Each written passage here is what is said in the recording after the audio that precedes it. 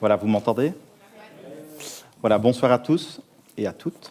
Donc, depuis que je suis tout petit, j'ai eu une grande curiosité et une grande envie d'apprendre. Et cette envie d'apprendre, elle se manifeste par des rencontres que j'ai faites sur les bancs d'école, des rencontres que j'ai faites avec des amis, des formateurs, parfois aussi des personnes où la rencontre n'a pas toujours été des plus intéressantes ou des plus fructueuses. Mais ces rencontres, elles m'ont formé, elles m'ont appris énormément sur la vie. Et ces rencontres, en fait, l'élément le plus intéressant dans la rencontre, c'est l'interstice, ce que vous voyez sur cette photo.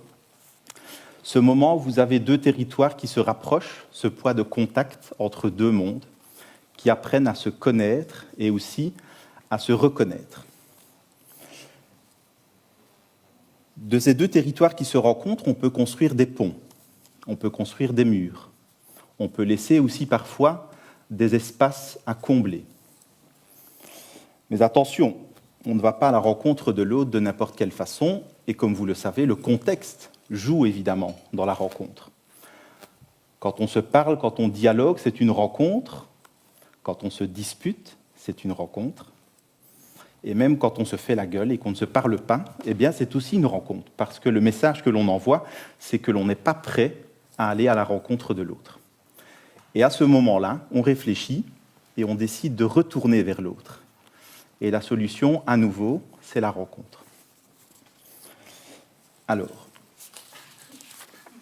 sur les bancs d'école, j'étais aussi curieux, j'aimais les maths. Et donc la première opération que j'ai apprise, c'est A plus A égale 2. C'est clair, c'est évident. Mais en mathématiques, il y a d'autres opérations. Et A qui va à la rencontre de A peut aussi entrer en conflit avec lui. Il peut aussi le combattre pour un résultat qui fait que, à la fin, chacun va perdre. La soustraction de A par A donne 0. Et puis, il y a dans ces rencontres des éléments qu'il faut qu'au final, ça ne change rien. La multiplication par A ne change rien, la division par A ne change rien, et n'importe quel nombre exposant A ne change rien non plus. Et puis, vous avez ces messages publicitaires que vous voyez dans les supermarchés, A plus A égale 3. Et là, ça défie un peu la logique quand même. Mais pas tout à fait. Parce que si vous prenez deux êtres qui s'aiment et dont naît de leur union un troisième être, eh bien, A plus A égale 3. Donc tout n'est pas dans les nombres, évidemment, mais ces nombres qui se rencontrent nous donnent pas mal d'informations. Alors, quand on est dans notre société aujourd'hui et dans l'actualité, que constate-t-on? C'est que notre société voit aussi arriver de nouvelles personnes. Ces personnes qui se présentent devant chez nous, qui viennent d'une certaine façon à notre rencontre, et nous les accueillons pas toujours de la bonne façon. Alors voyons les différents types de rencontres et les solutions qui peuvent émerger. La première, c'est l'exclusion.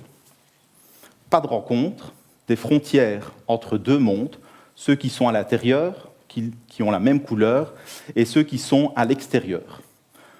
On les voit dans leurs différences, mais on constate surtout qu'ils restent au pied de la porte.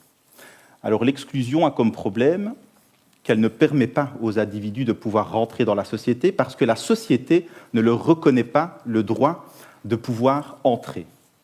Comment, dès lors, créer une rencontre? Le deuxième élément, c'est la ségrégation.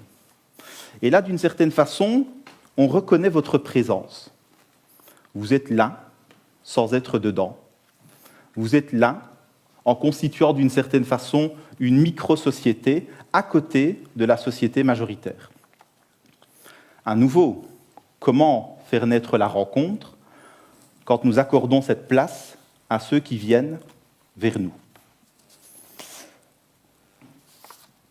L'élément suivant, c'est l'assimilation. Et là, on constate qu'il y a des ouvertures, des canaux, des passages obligés, avec une condition, c'est que l'entrée se fait par le changement de couleur.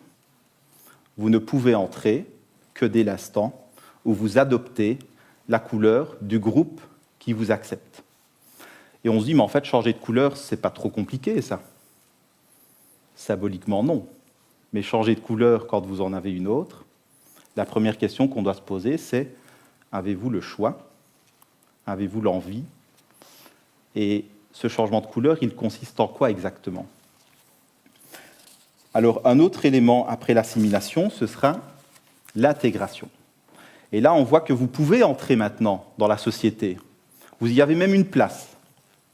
Mais cette place, elle est un peu particulière, parce que vous êtes à la fois dedans et dehors. On vous reconnaît une place dans la société, mais cette place n'est pas exactement égale à celle des autres. Et que dire de l'interaction? Puisque dès l'instant où votre place est confinée à une parcelle du territoire, vous ne pouvez pas être à la rencontre de chacun des membres de cette société.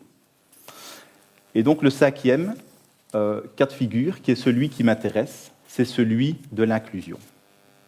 Alors l'inclusion, c'est un concept qui a été développé pour mettre en avant les droits fondamentaux des personnes porteuses de handicap et attirer l'attention de la société sur la responsabilité qu'elle a à pouvoir créer les conditions d'une participation pleine et entière de chacun des membres.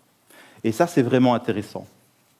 Parce que, contrairement à l'intégration, où on vous demande à chaque fois de faire un effort, encore un petit effort pour t'intégrer, et si vous avancez, on se demande un moment où est la ligne d'arrivée, ici, l'inclusion, elle fait porter la responsabilité sur les décideurs, sur la société.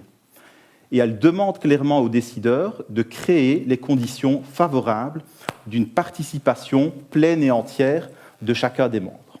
Ils sont reconnus dans la société avec une place égale, mais il y a des efforts à faire pour leur permettre une participation, en fait, un exercice plein de la citoyenneté. Alors, quand on va à la rencontre de l'autre, rencontrer l'autre, c'est d'abord rencontrer un territoire. Et ce territoire est un peu particulier, puisque dans cet iceberg, que constate-t-on? C'est qu'il y a une partie visible, accessible, qui m'apparaît dans la rencontre à l'autre, et puis il y a toute la partie que je ne vois pas, immergée. Ce monde invisible qui néanmoins est présent et porte à la surface l'iceberg. Quelle est la différence entre les deux? Quand vous allez à la rencontre d'une personne, ce que vous en voyez, c'est son apparence, c'est son visage, c'est sa langue, ce sont ses goûts musicaux. Mais il y a aussi ce que vous ne voyez pas chez la personne. C'est son rapport à la famille, à son groupe. C'est son rapport à ses croyances, au sacré, à la mort. C'est son rapport à la nature, au vivant, à la qualité de vie, à la qualité des aliments. Et si vous prenez une personne végétarienne ou une personne qui, par exemple, a des restrictions alimentaires, eh bien, vous ne comprenez pas ce que ça signifie pour elle si vous n'avez pas, un tant soit peu, accès à cette partie invisible. Cette partie invisible, on ne vous demande pas d'y adhérer, mais on vous demande en tout cas de la connaître, de la comprendre, parce que c'est cette partie qui vous permettra d'échanger avec les autres. Et cela va à double sens. Les personnes qui viennent chez nous, dans nos sociétés, ont aussi besoin de connaître cette partie cachée, et nous avons la responsabilité collective de leur donner accès à cette partie cachée pour justement faciliter les échanges. Alors je reprends mes 4 points, et je vous demande maintenant de mettre les lunettes de daltonien. Ce que vous allez voir, c'est les 4 points qui sont ici en dessous. Pourquoi? Parce que je me pose la question, pourquoi sommes-nous si focalisés sur les couleurs et les différences de ces couleurs? Pourquoi, au contraire, ne devrions-nous pas nous attarder sur la forme? Puisque la forme, que je sache, elle est la même. Et donc, dans la rencontre que j'ai avec l'autre, mon message, c'est de dire qu'il y a toujours possibilité de construire sur ce qui nous réunit, tout comme il y a toujours possibilité de ne pas construire sur ce qui nous divise. Et cet élément est important à travers quelques exemples. Nous pouvons manger de différentes manières. Cela ne nous empêchera jamais de pouvoir manger ensemble. Nous pouvons chercher les moyens de notre autonomie, de notre mobilité, que ce soit pour un enfant qui fait ses premiers pas ou que ce soit pour une personne qui est en séance de revalidation. Elles vont chercher à atteindre le même objectif à des moments différents de leur vie. Nous pouvons voir ce qui nous unit, nous pouvons voir ce qui nous différencie. Nous pouvons aussi voir ici des personnes, deux mamans, qui appartiennent à des aires culturelles différentes, mais qui manifestent de la même façon cet amour profond qu'elles ont pour leur enfant. Et nous pouvons aussi apprécier la bonne musique, que ce soit avec une guitare ou, dans ce cas-ci, avec une guitare orientale, donc un oud, et vibrer de la même façon autour de la musique. Alors, je voudrais terminer par ces deux images. Celle-ci m'inspire beaucoup et terminer par une référence à Edgar Morin dans un ouvrage qui a été initié par l'UNESCO qui s'appelle « Les 7 savoirs nécessaires à l'éducation du futur ». Edgar Morin met en évidence qu'un des défis les plus importants de nos sociétés, ce sera de chercher la conciliation entre l'unité et la diversité. Nous devons chercher la diversité dans l'unité de l'espèce humaine et nous devons chercher l'unité dans la diversité de l'espèce humaine. Alors cette diversité, elle est fondamentale parce qu'elle nous enrichit et cette diversité est aussi importante parce qu'elle nous remet en question dans nos certitudes, dans nos croyances, dans nos lois. Quand on voit ici cet élément, les graines proviennent d'une même tige. C'est l'unité de l'espèce humaine. Mais en même temps, chacune de ces graines aspire à pouvoir vivre librement, en accord avec ses aspirations personnelles, ses convictions, ses projets de vie. Et ce droit, il doit pouvoir aussi leur être accordé. Et je terminerai mon propos, quand un rencontre un, cela donne plus que deux, justement en mettant en évidence que l'unité du rayon lumineux cache en lui la diversité des couleurs du monde. Et en fait, est-ce qu'au final, quand un rencontre un, ce n'est pas aller à la rencontre de soi-même? Est-ce qu'au final, les rencontres qui nous forgent, qui nous animent, qui nous font parfois rire et pleurer, ce n'est pas véritablement le fait de pouvoir mieux se connaître, de pouvoir mieux se comprendre, et au final, la rencontre de l'autre toujours m'enrichit parce qu'elle me permet finalement d'être moi. Et donc, quand un rencontre un, au final, il va tant à la rencontre de l'autre que de lui-même. Je vous remercie.